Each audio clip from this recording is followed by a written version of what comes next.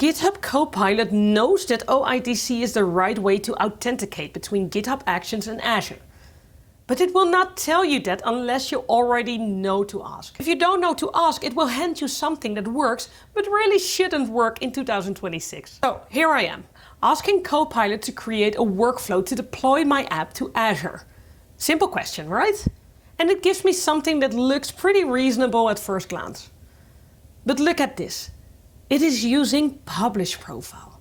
And it's asking me to put it in the GitHub secrets. Yeah, very secure. Let's talk a little bit about why this is a problem. Publish profiles and basic tokens rely on basic authentication. This means that it has credentials encoded in a string stored somewhere.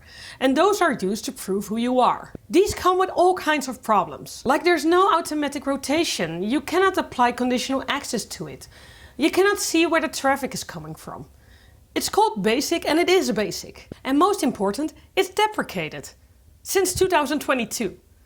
So when you try to download the publish profile in the Azure portal, you get a message that basic authentication is disabled. You could probably enable it if you want to, but hopefully not for long, because the retirement is announced for April 2026. Now, why is Copilot still using this as the default? Well, simple, because it was trained on the GitHub documentation. And this is a common problem with all our favorite artificial friends. They are trained on old data. They have MCP servers that gives them access to recent data, but at this point they don't always do that by default. Sometimes you have to instruct them to. A bigger problem is that as of the making of this video, this is still the default template when you use a GitHub template, right here in the GitHub portal. So no wonder that Copilot messes it up. So what will make us happy? OIDC. It stands for OpenID Connect. We also call it federated credentials. So what happens is that we create a connection on both sides. Let's start in Azure, where you create an app registration. From here we can create federated credentials. And we give it all the information on our GitHub repository. The only request it's allowed to listen to.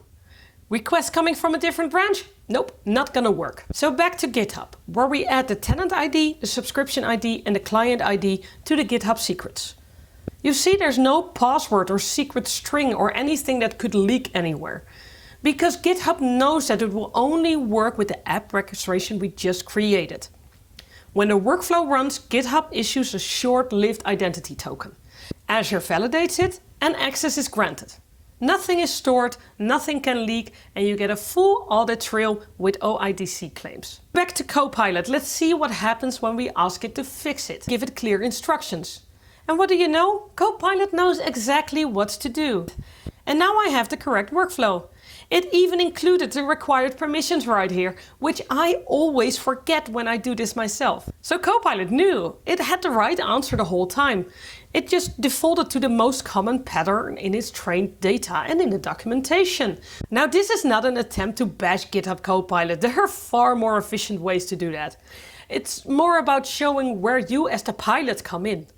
And where you need to be aware of what security measures you need and where you need to be able to correct Copilot if it's going south. And remember, if you would ask it to fix the publish profile without mentioning OIDC, it will probably use secret strings.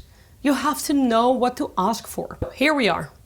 For most deployments to Azure, Copilot defaults to the publish profile or credential storage, where OIDC is the clear better option.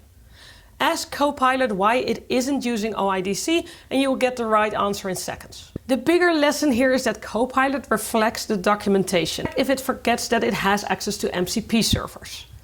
It shows the importance of keeping your data clean. It also shows the importance of your own knowledge and your willingness to keep up with it, so you can stay in the pilot seat and give the right instructions. If this was useful to you, there is more Azure and Copilot content coming on my channel. Subscribe so you don't miss it.